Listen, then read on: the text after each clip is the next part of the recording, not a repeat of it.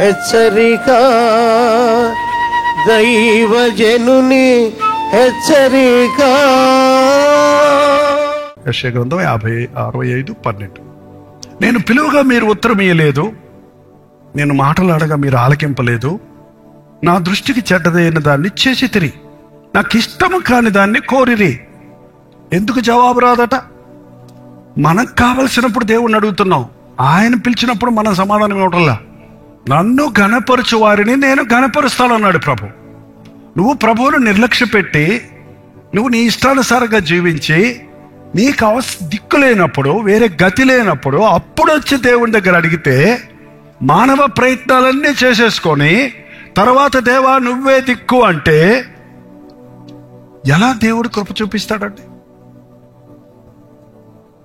నాకు ఇష్టం లేదని ఇంకొక రెండో మాట ఏమందంటే, మీరు ఆలకింపక నా దృష్టికి చెడ్డదారిని చేసితరి.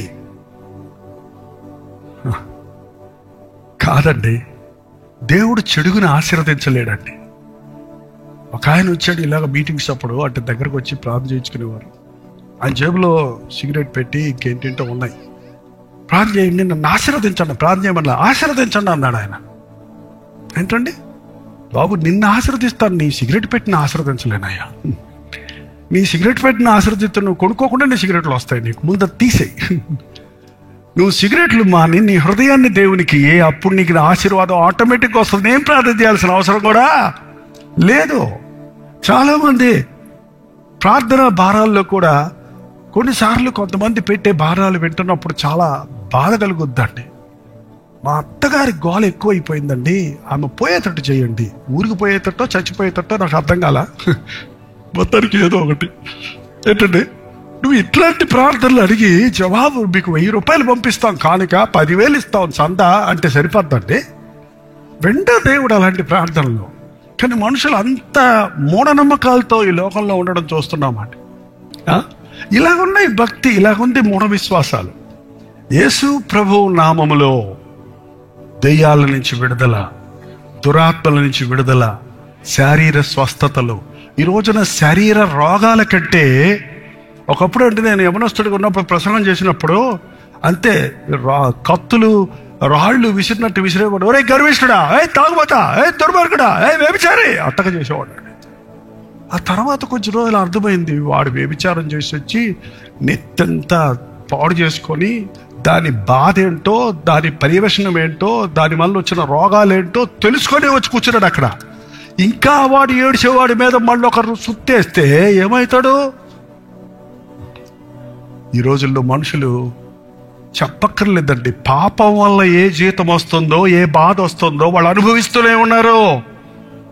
నీ శరీరంలో రోగానికి కారణం ఏంటో నీకు తెలుసు, నీకు మనశ్శాంతి లేకపోవడానికి కారణం ఏంటో నీకు బాగా తెలుసు. ముఖ్యంగా చర్చకు వచ్చేవాళ్ళు క్రైస్తవులైతే నీకు కావలసింది ప్రభు యొక్క కృప, నీకు కావలసింది ప్రభు యొక్క ప్రేమ, నీ కొరకు ఆయన చేసినటువంటి యాగం.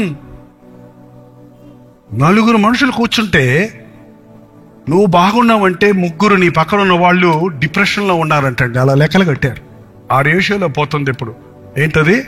మానసికమైన బాధ. చాలాసార్లు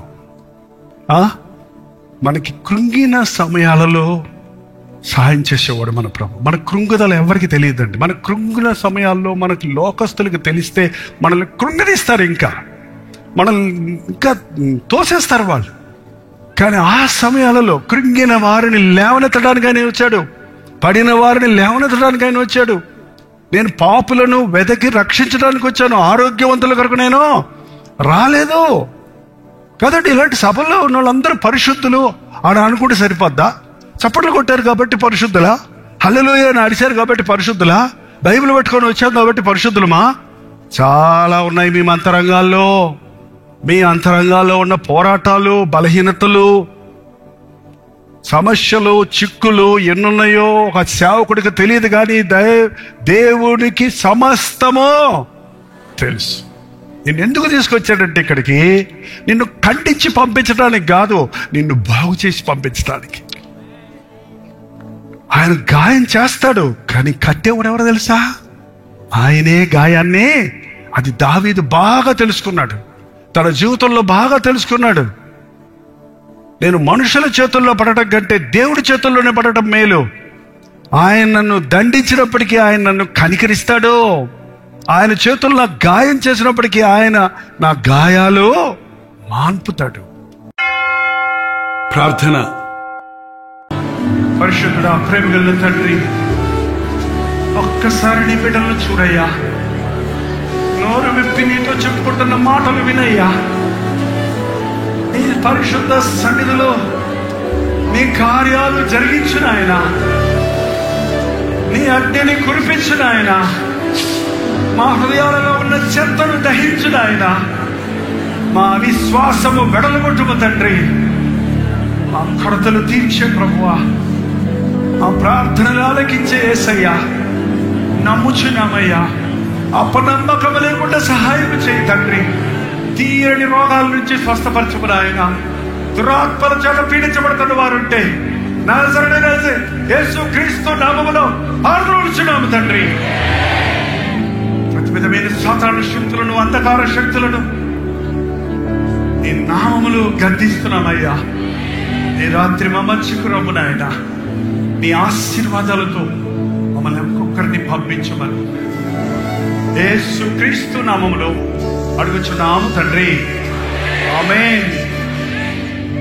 మన తండ్రి అయిన దేవుని యొక్క ప్రేమయు, కుమారుడైన క్రీస్తు యొక్క కృపయు, ఆదరణకర్త అయిన పరిశుద్ధాత్మ యొక్క సహవాసమును ఇప్పుడును సదాకాలమును తోడై ఉండును గాక.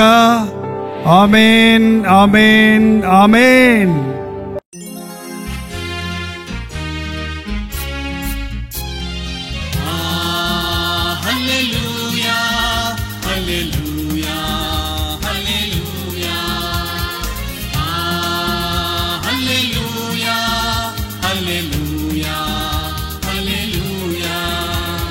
కలువరి ప్రేమే మధురం, కలువరి ప్రేమే మధురం, కలువరి ప్రేమే మధురం, కలువరి ప్రేమే మధురం.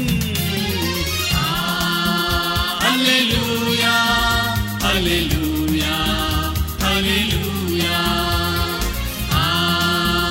హల్లెలూయా, హల్లెలూయా, హల్లెలూయా.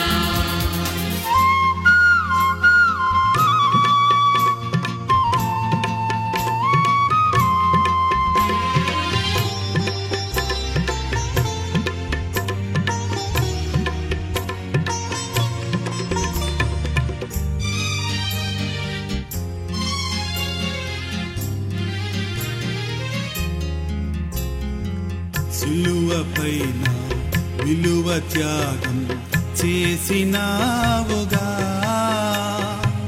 పాపినైనా నా కొరకు చిందించినావుగా, రుధిరం చిందించినావుగా. కలువరి ప్రేమే మధురం, కలువరి ప్రేమే మధురం, కలువరి ప్రేమే మధురం, కలువరి ప్రేమే మధురం.